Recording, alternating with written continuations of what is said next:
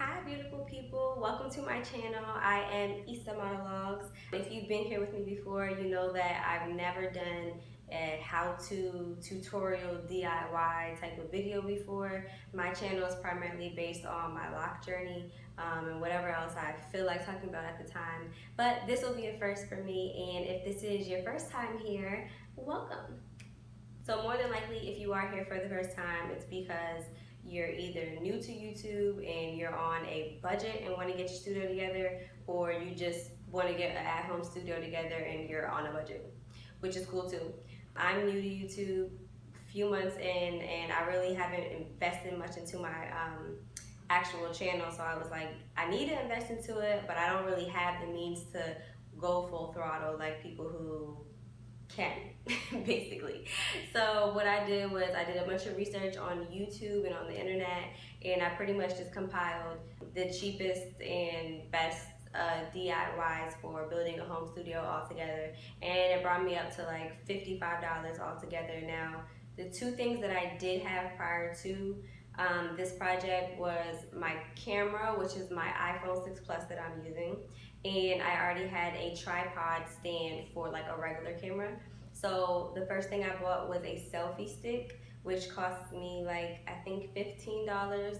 You can probably get it for like 10. It's just the one that I wanted in particular because this one screws onto the tripod stand that I already have. So I wanted that for that reason. So that pretty much covers the whole camera thing. For lighting, I've been using natural sunlight because I don't have any lighting, so I went ahead and made a DIY Diva Ring Light that I've seen in a bunch of YouTube tutorials, and it came out really well, so I'm glad that worked. That was another maybe $15, I think, and then the last thing was my background. So what I have right here behind me is a backdrop stand, which I built off of things that I bought from CVS.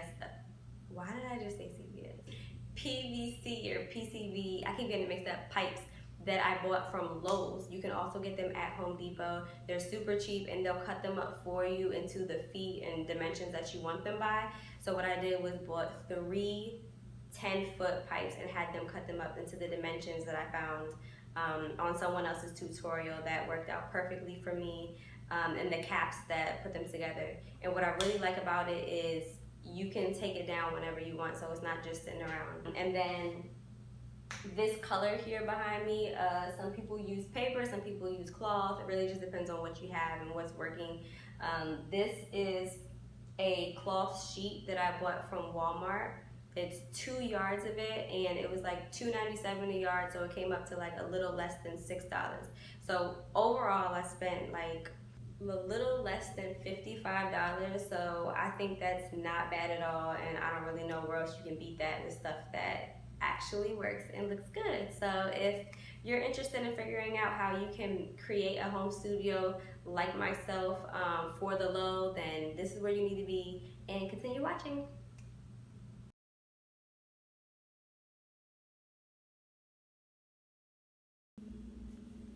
Okay, first things first, I want to start with the selfie stick that I purchased. I already took it out and kind of like put it together, but this is it.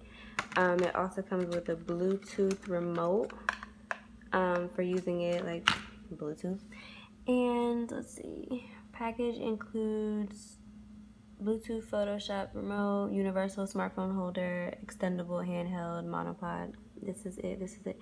And I specifically got this one because the bottom part has a screw that I can mount onto the tripod that I'm already using, so that'll just go on like so. Yeah.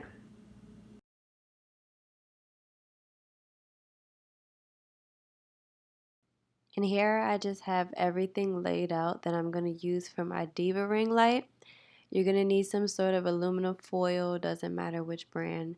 That is the wire wreath. The paper towel holder is going to be used as a stand basically for the light.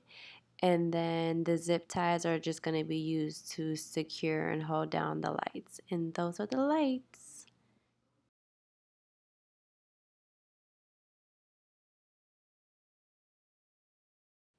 So here again is the wreath that I'm going to be covering with aluminum foil all the way around. If you want to save the most amount of foil possible, don't pull out as much as I'm pulling out. I learned that like towards the end. And then also, if you see the way I just wrapped the first aluminum foil around versus the way I wrapped the second one around, the first one, I pretty much was wasting aluminum foil because I wrapped it around multiple times, and it's like a really thin um, wreath, I guess. But the second one and the rest of them that I wrapped around, I put the aluminum foil around it like long ways, so it covered more of it.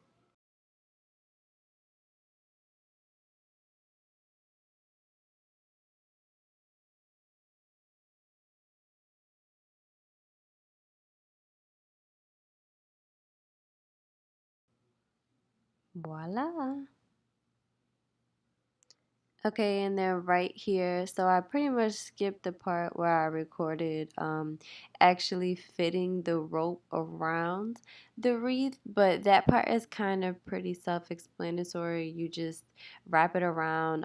I had a 15-foot long one, so as you could see, I wrapped it around 3 times, and then I had like a little bit excess, which was cool because I left it basically with more room for me to be able to plug it up to the wall and stuff without using an extension cord. But what I'm doing here is just using the zip ties all the way around to secure the lights. Make sure that they're even, they're in place. I'm doing like big portions first and then going down to smaller. And as you can see here, I put as many as I could around the holder because it was very loose. And I'm not gonna lie, it still is kind of loose. But hey, this is how it came out. It's super bright. I'm going to show you guys up close too so you can see what they really look like. And that's how it came out on me. And mind you, there was no light in the room at all whatsoever. It was like nighttime. So I'm very happy with how that came out.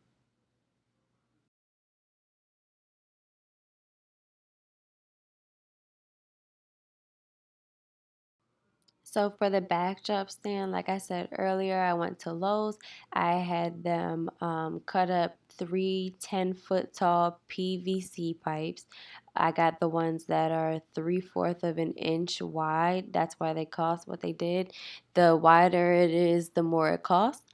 And so I had them cut them into 4 3-foot pipes, which are there on the left. At the top are 5-foot pipes. There are two of them.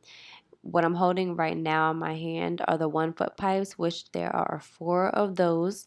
And then I'm connecting them with the T cap, 4 T caps, 6 elbow caps, and the elbow caps are what I'm putting at the bottom of them now because that's pretty much going to be the leg on each side. So I'm making 2 of those right now.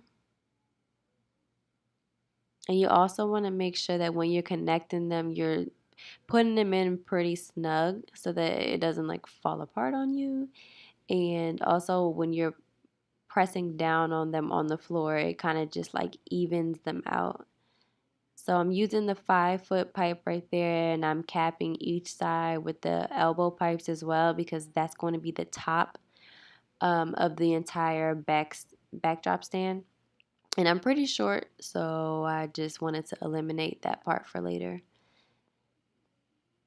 So I'm starting to build up the sides now. That's the 3-foot long pipe, and I'm putting one into each of the T caps of the legs. They're still wobbly at this point, so they're not very stable. So I'm putting them up against the walls while I continue to build them.